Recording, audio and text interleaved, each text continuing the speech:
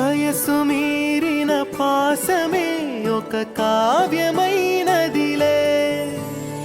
రేపలా ఎప్పుడు కంటి పాపగ కాచులే రేపున మాపున